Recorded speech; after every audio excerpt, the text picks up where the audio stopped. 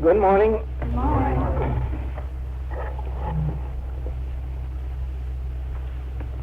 I had two wonderful unfoldments this morning. Must have been 4 or 5 o'clock.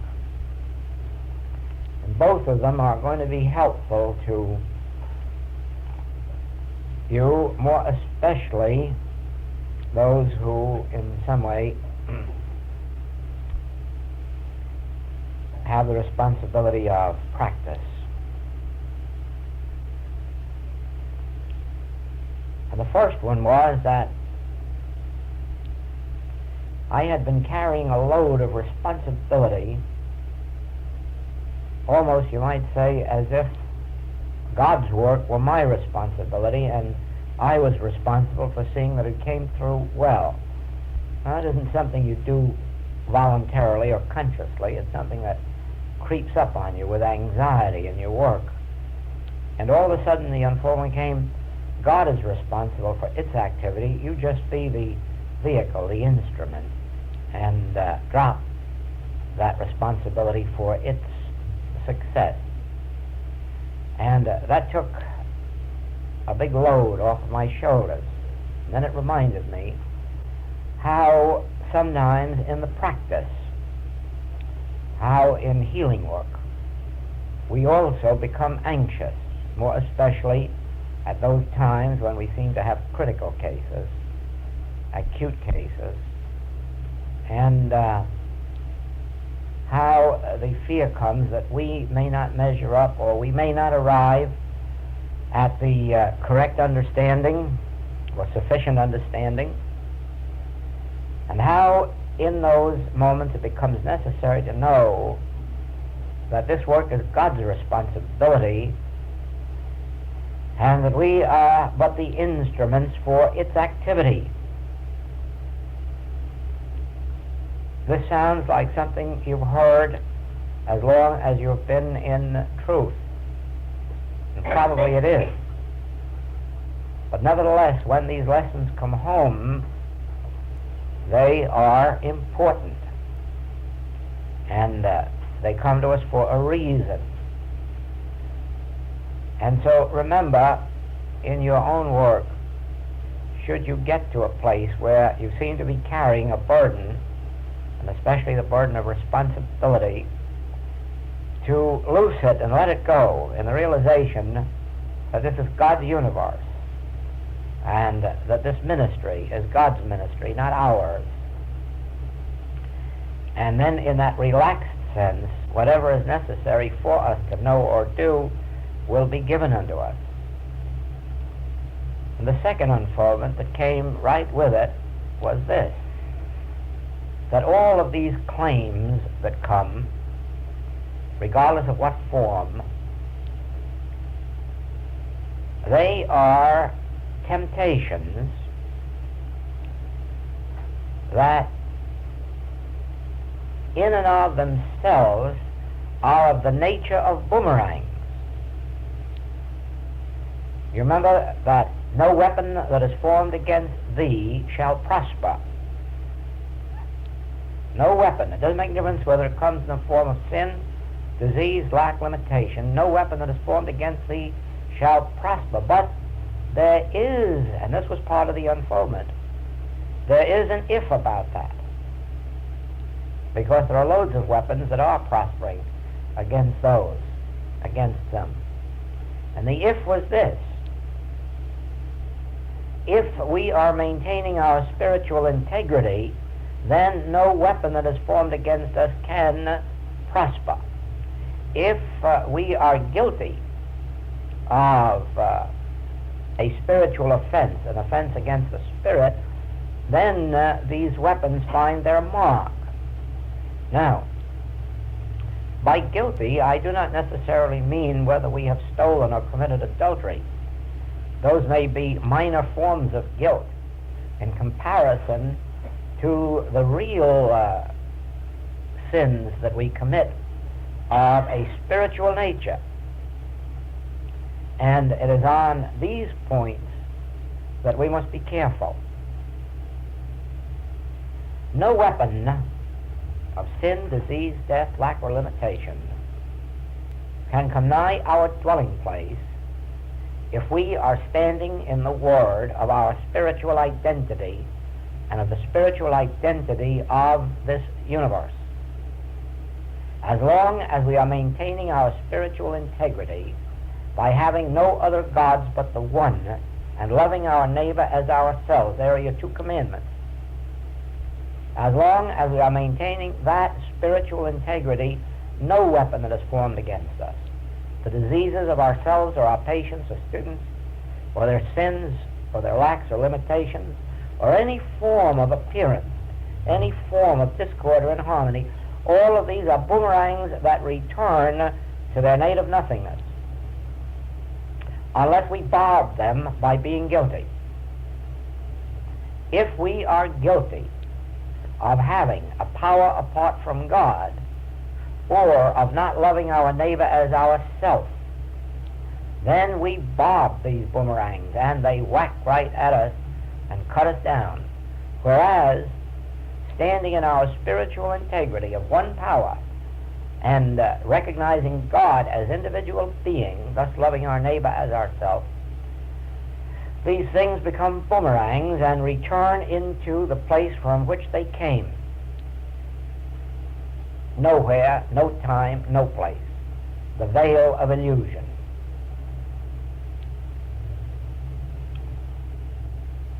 I felt that these were important unfoldments because between 1 minute and the next minute there was as much difference in my being and bearing and attitude as between a storm and sunshine. The release was so sudden and so complete with those realizations that I knew that that was the wind-up of our message. That was the seal to set upon all the work we've done this month, because from the beginning of it we have held closely to the two commandments. To have no other gods, no other power, and to love our neighbor as ourselves. And so that came, and the nature of these claims that come on us as boomerangs, and the fact that they cannot come nigh our dwelling place as long as we are standing in our spiritual integrity. It is our guilt that makes them hit us, our lapsing from the realization of our true being. And then again, in the same first chapter of Hebrews,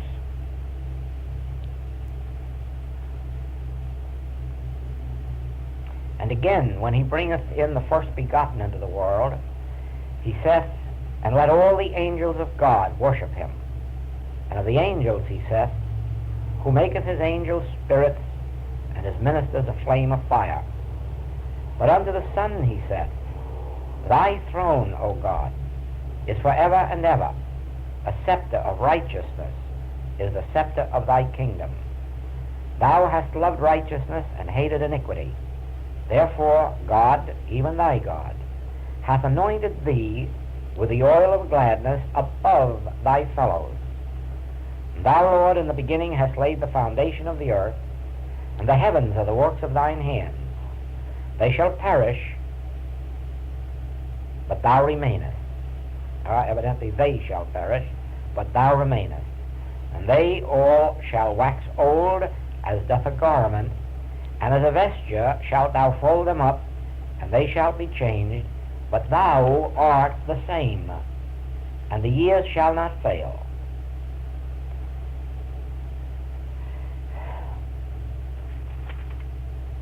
We're speaking always now of that Christ, of our own being, our own divine sonship, to whom these ministering angels minister. But here we come to, and thou, Lord, in the beginning hast laid the foundation of the earth, and the heavens are the works of thine hands. They shall perish, but thou remainest, and they all shall wax old as doth a garment, and as a vesture shalt thou fold them up, and they shall be changed, but thou art the same. And here we have the lesson which forms the basis of the Infinite Way message, and that is that consciousness is the cause the creative principle, the law, substance, and reality of all form. And these forms will change, just as our concepts of being will change, of body, but the consciousness will remain forever the same. The crops will be removed from the trees and the gardens, but the causative principle will remain to form them anew.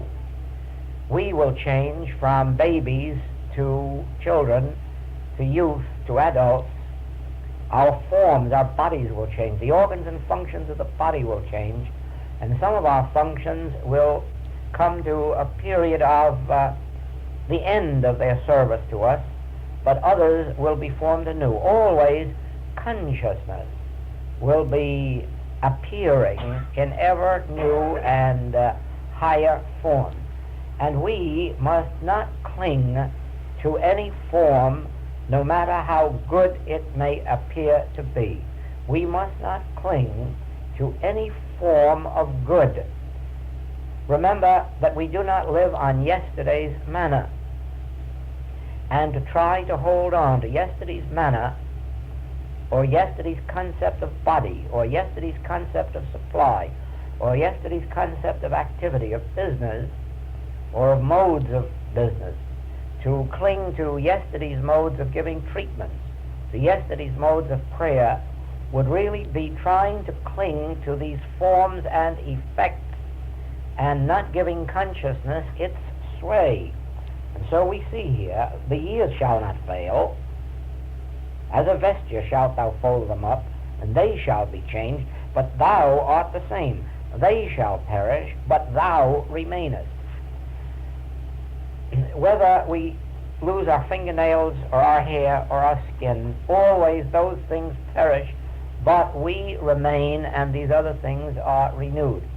And so the idea of immortality begins to unfold when you look at trees and see the leaves in fall, begin to fall. When you see the flowers drop and begin to realize that you are not seeing trees or plants, you are seeing the outer form. The tree and plant remains when there is nothing visible to your eyes. All that you ever behold with your eyes are the effects of life, the effects of consciousness, not consciousness itself. You go on forever, even while these outer forms are changed. All around you, nature is changing. And within you, your own body is changing. But do not accept that as the world accepts it, as a sign of age or change, or running down or falling away. Accept that as the necessary changes of form in accord with the activity of consciousness. Consciousness is the God, the creative principle, which is forever sending itself forth into manifestation. Now there's no manifestation, no form that is ever lost, regardless of what appears to be the outer changes. They all come back to their base again and are renewed. And so with us, we are the consciousness. We are not the form. We are the consciousness back here watching those nails disappear and the skin slough off and the hair get cut away. We are the consciousness watching that, just as we are watching the body go through the changes from infancy to maturity. Now, as we take that position that we are consciousness and that all that appears in our outer world is consciousness appearing, then we can watch these changes without fear, without doubt, without anxiety, without concern, realizing that as long as time goes on, we as consciousness will be watching all of these outer changes and not clinging to yesterday's concepts of form. But to which of the angels said he at any time, sit on my right hand until I make thine enemies thy footstool? Are they not all ministering spirits sent forth to minister for them who shall be? heirs of salvation. So everything there is in this universe is a ministering angel to those who are the heirs, the children of God, the sons of God, and that we are. Our divine sonship is the one thing we know about ourselves which is the permanent reality and truth. And all else, whether books or hands or bodies, talents, arts, abilities, all these are ministering angels given to us for our good.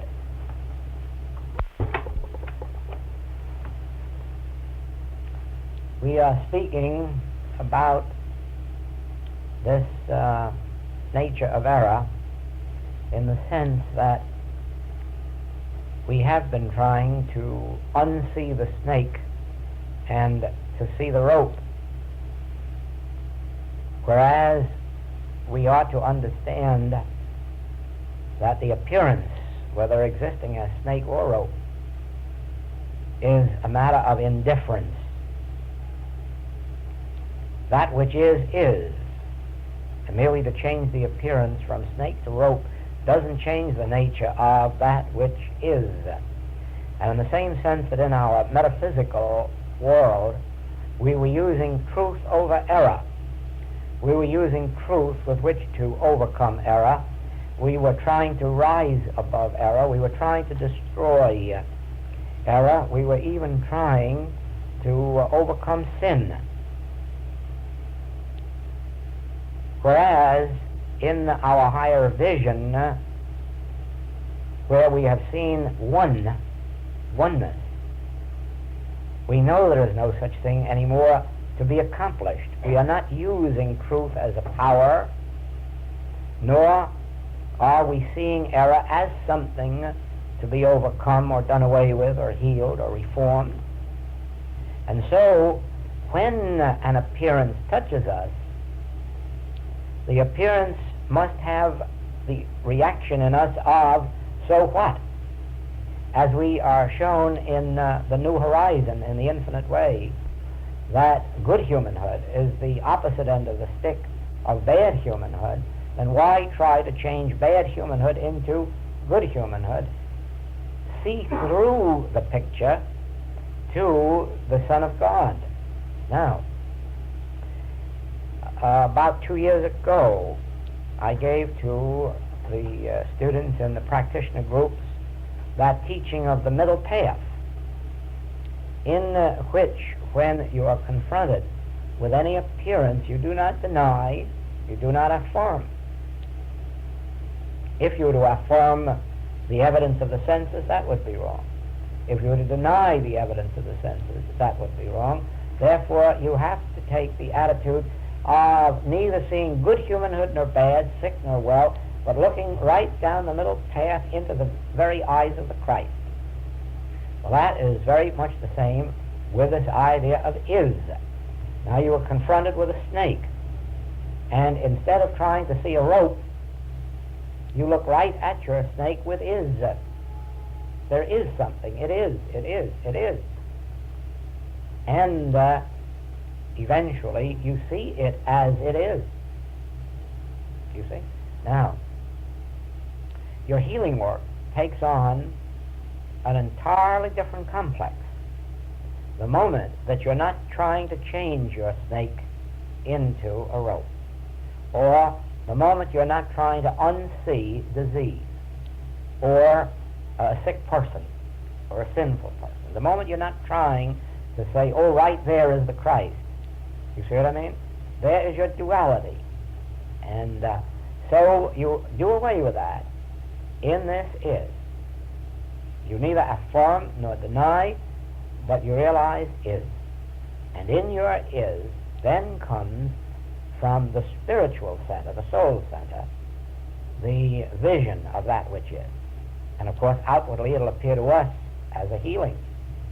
Okay?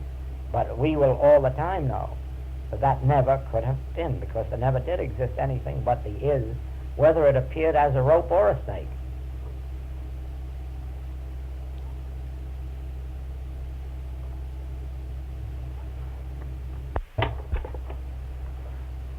In the application then of the is, The secret of it is no labels, no opinions, no theories.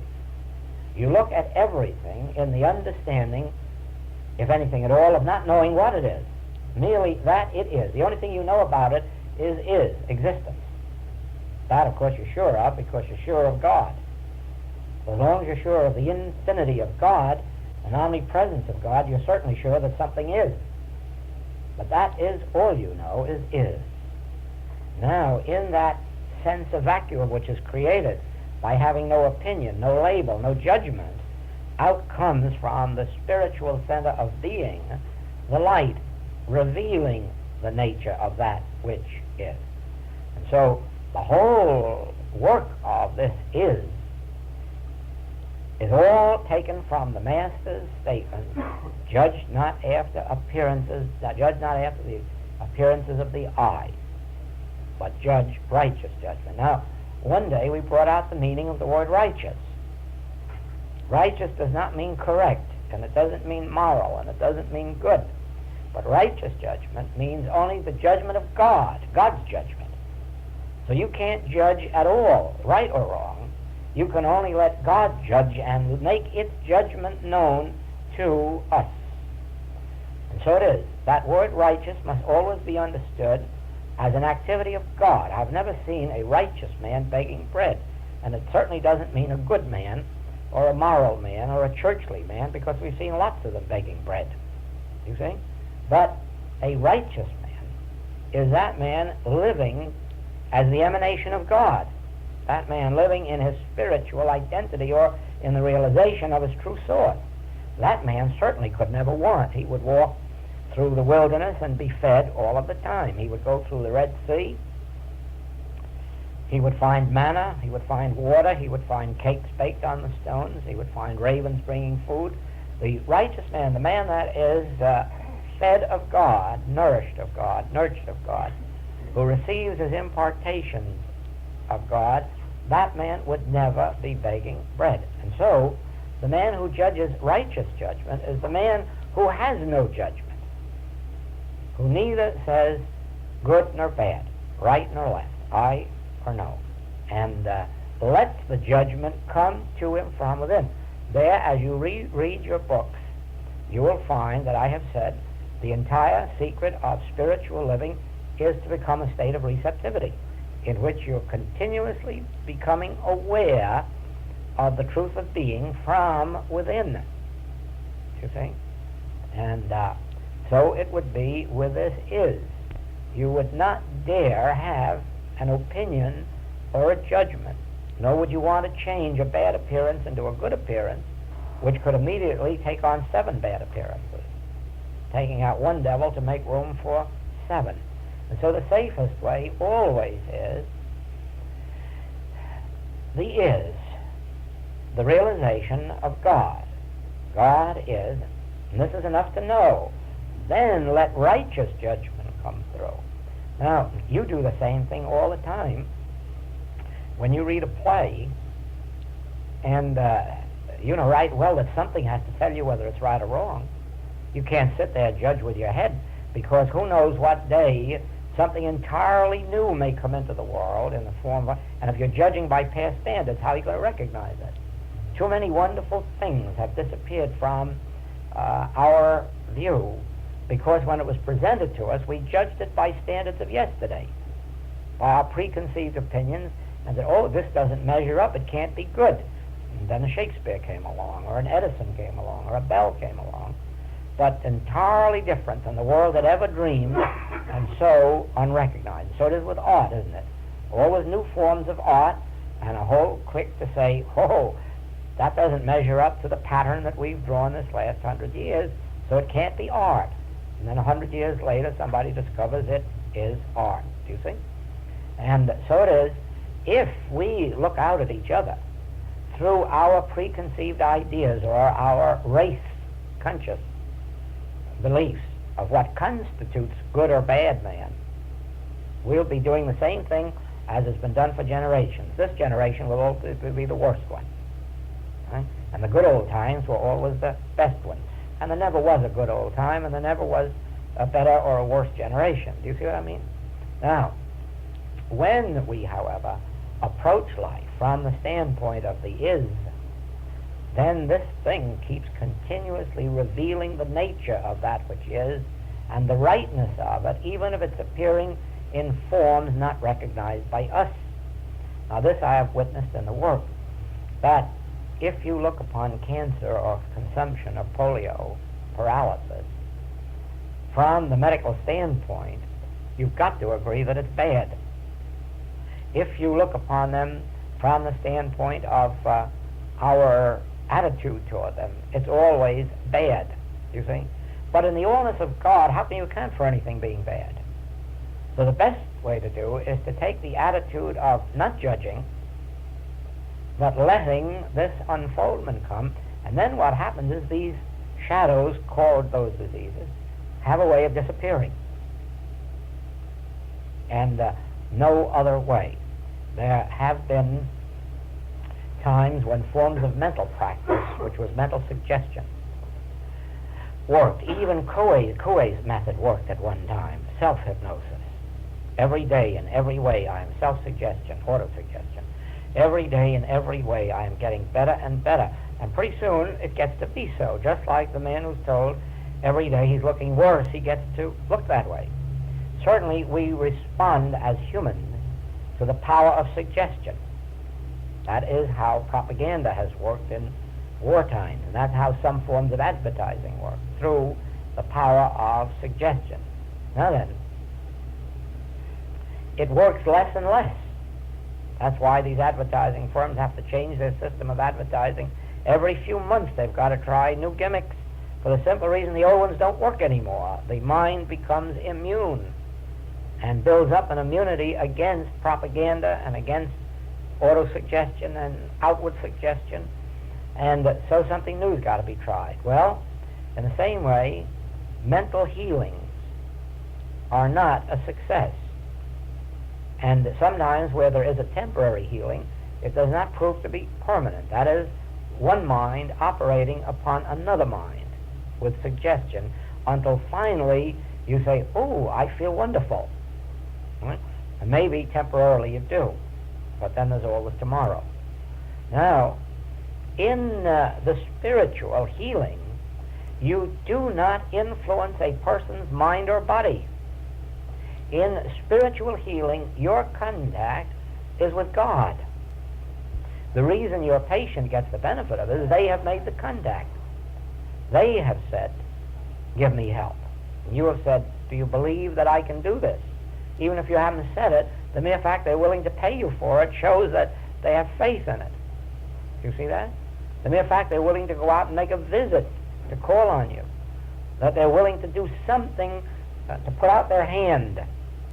Rise, pick up thy bed and walk. If they're willing to pick up their bed, if they're willing to stick forth their hand, do you see what I mean? If they're willing to make a gesture, they have that grain of faith that will bring the healing. The rest, then, is up to the practitioner's consciousness, his realization of not accepting an appearance as real, not accepting any suggestion of a selfhood apart from God, whether of good humanhood or bad. Now, your best, most successful practitioner will be the one who rises the highest above good humanhood. Even your beginning practitioner, who's grateful when the fever goes from 102 to 100, will do some healing work. But your best healing work will be done by the practitioner who says, what difference if it's 106? Christ still is, you see.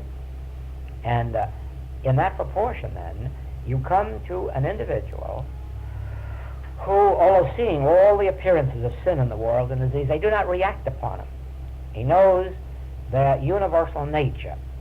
And what difference does it make whether this fellow is being tied down with a sin, or this one's being tied down with poverty, this one's being tied down with a cancer? To that practitioner who has arrived at the state of not differentiating between good and bad humanhood, none of these claims make a response. They see through and they get the healing. But while you still are dealing with error as error, as we have known practitioners to do, to bawl a patient out because they'd been under treatment for alcoholism and took a drink tomorrow or today, and then got a bawling out, you know better, you shouldn't have taken that first drink. You see what I mean? And in the same way, other people have come in and were bawled out for being jealous or envious or something of that kind. That is not the healing state of consciousness. It doesn't mean that the individual isn't aware that there are still these forms of discord, but they are no longer personalizing him. They're seeing him as a universal or race claim, and going still further by not trying to change them into something good, because the real vision is on our divine sonship, on our spiritual nature and being. Okay?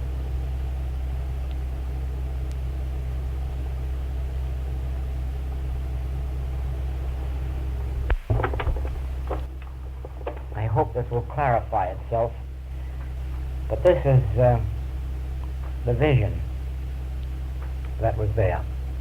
It was the Master saying, I send you forth, and it had to do with be, what was it, pure as dove? Wise as serpent. Yeah, what was the other part? Harmless as doves, and wise as serpents. And in that came this, that as you go forth, of course, in your spiritual purity and your integrity, which represents that first commandment and the second of the Masters. You go forth in that purity, all right, but in being wise as serpents, it is in the sense of not reacting to the appearances and not arguing or fighting with them. That's the vision that I just saw. You must not reach out to argue with anybody or with anything. Do not react to the appearances of evil, to the arguments of evil. Do not refute, either with person or with condition. Don't set up a meeting of the issue. Don't have a yes and a no. Don't have an argument against either the condition or a person. Go out in the integrity of your spirit, of your understanding of that only one power, and of loving thy neighbor as thyself. But don't argue with anybody about it. Don't try to sell it to them. Don't try to convince them of it. Don't get into any discussions or arguments with them about it. Go through them. And the same with conditions. Don't refute or argue conditions. Walk through them. Go right through them as if they had no existence. Do not react. Do not, see how poorly I state this and how clear this vision is, of non-resistance, of non-aggression, of non-fighting, arguing. There is your wise as serpent. I suppose glide would be the word, wouldn't it? Glide in and out and around. But don't oppose, and don't permit yourself to be opposed.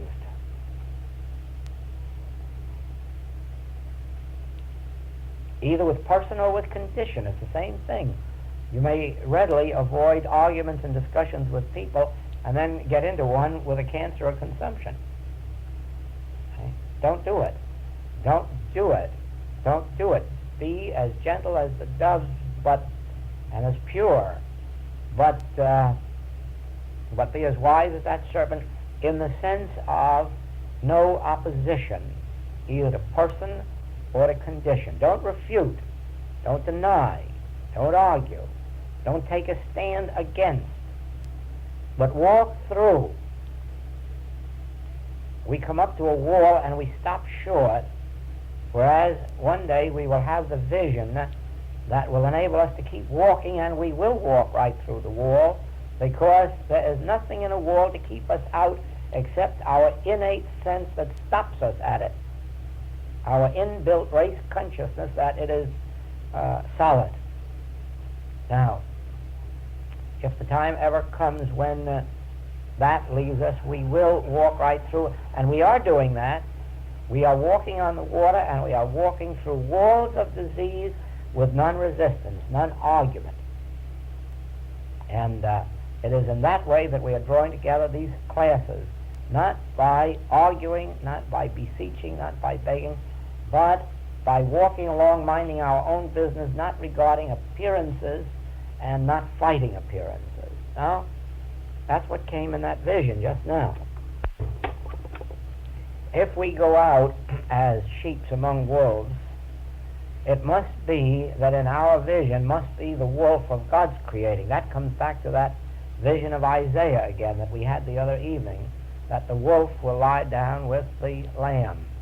And in order to go out as a sheep among wolves, it can only be successfully done if we see through the appearance or through the human concept of a wolf.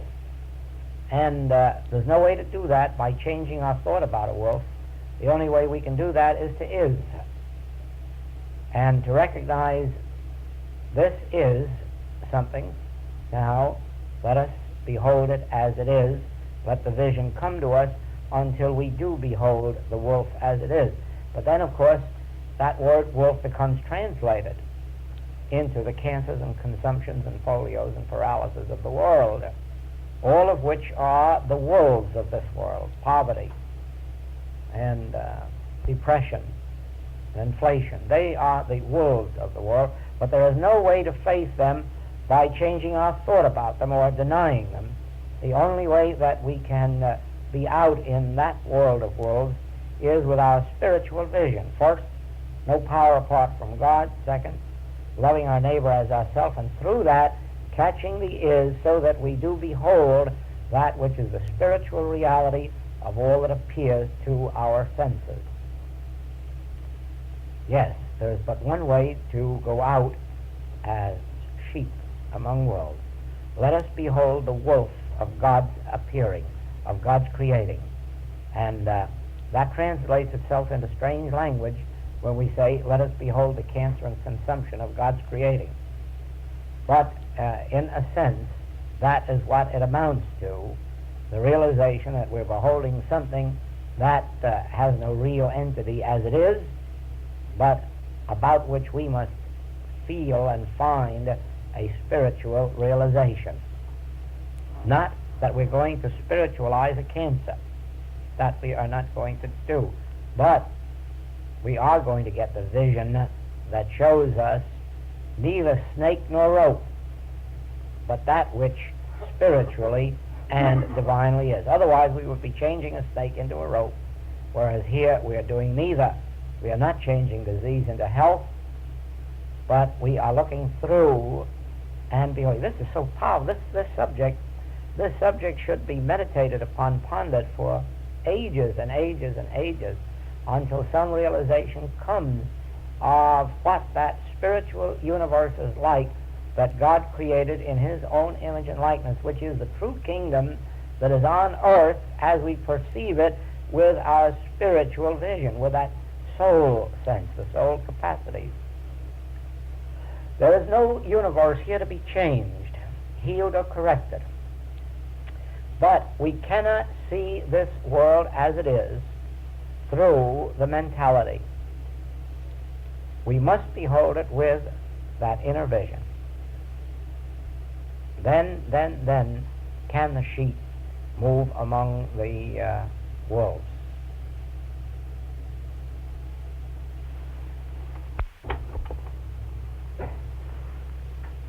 Isaiah 61.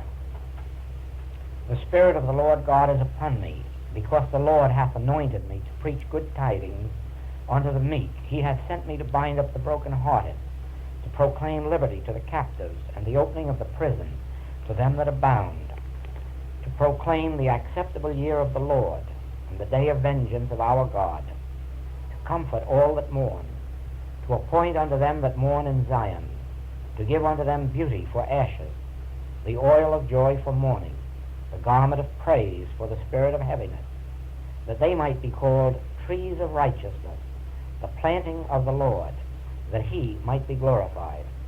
And they shall build up the old wastes, they shall raise up the former desolations, and they shall repair the waste cities, the desolations of many generations.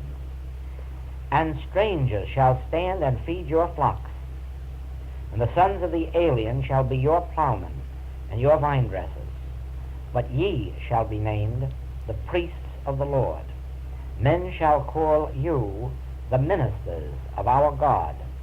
Ye shall eat the riches of the Gentiles, and in their glory shall ye boast yourselves. And in that you have the whole nature of spiritual man. It is spiritual man, that is your divine sonship, that has received the Spirit of the Lord. The Spirit of the Lord is upon our divinity, upon our real being and nature. And it is that builds up the waste places. It is that which restores us, restores the years of the locust.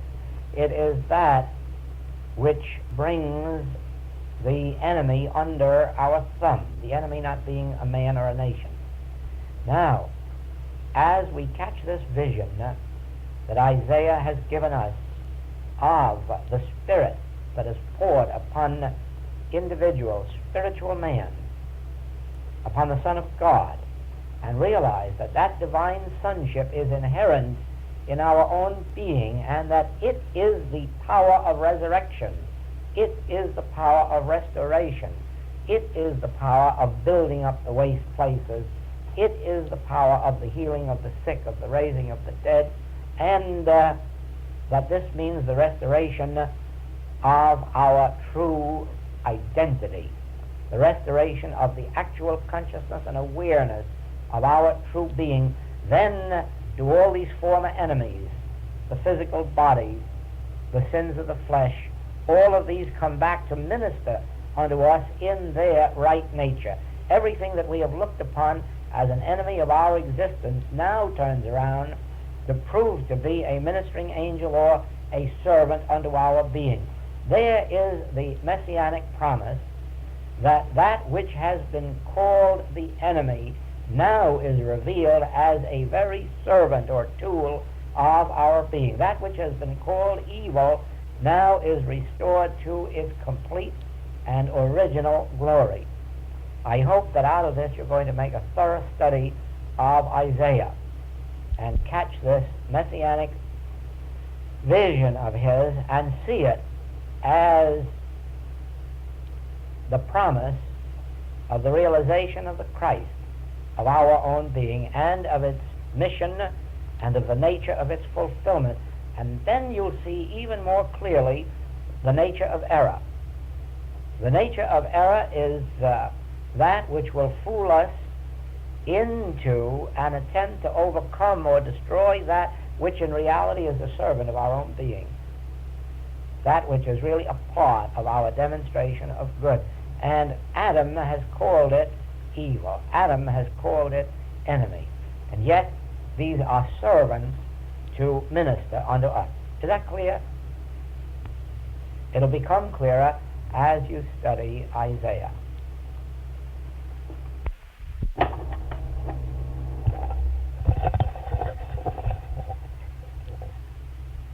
This, you see, likewise reveals wherein spiritual wisdom differs from metaphysics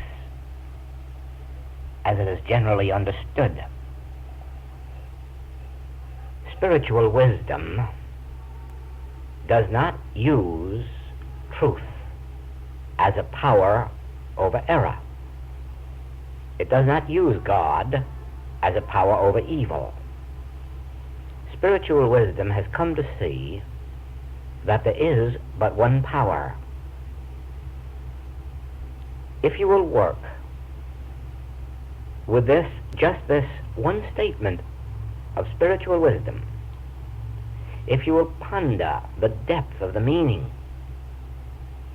of this one revelation of God as infinite being, God as infinite being,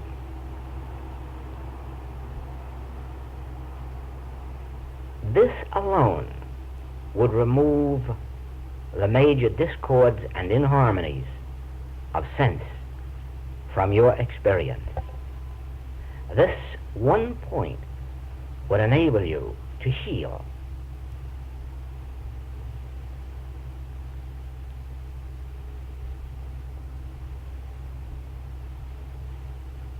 There is another point revealed in this same manner, and that is that there is but one demonstration to make, and that is one's consciousness of truth, one's realization of the Christ. This one realization appears in the manifest world as the harmonies of our daily experience.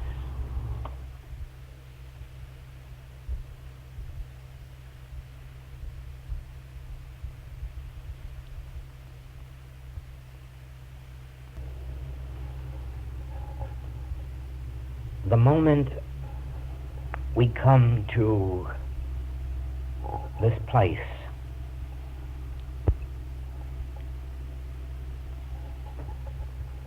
where we have understood God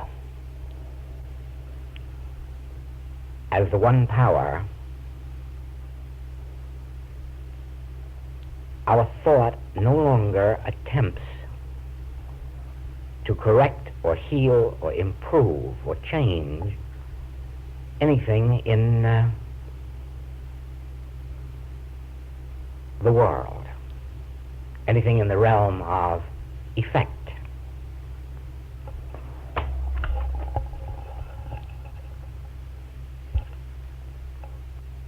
This recognition enables the mind to be continuously at rest. And you soon find that its only activity is that of receptivity, of receiving the thoughts from God, the divine impulses that flow to us from the depths of our withinness. The mind is at rest the moment it no longer seeks to acquire, to achieve, to accomplish, to change, correct, improve. The mind is at rest the moment it realizes God as the governing influence, the creative principle, the maintaining and sustaining principle of life. The mind is at rest. And it is in this rest that faith comes to fruition.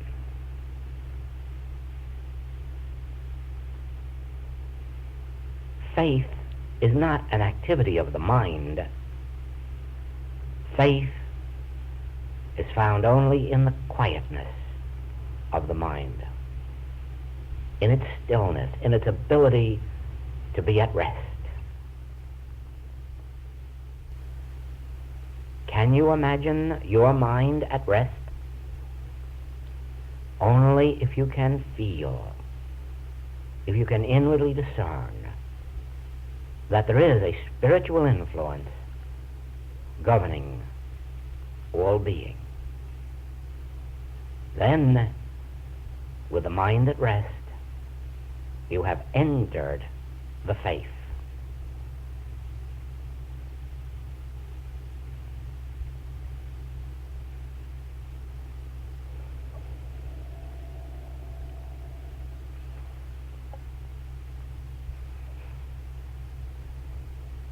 With the mind at rest, the soul speaks. The soul governs. The soul is at work. With the mind at rest, the soul shows forth God's handiwork.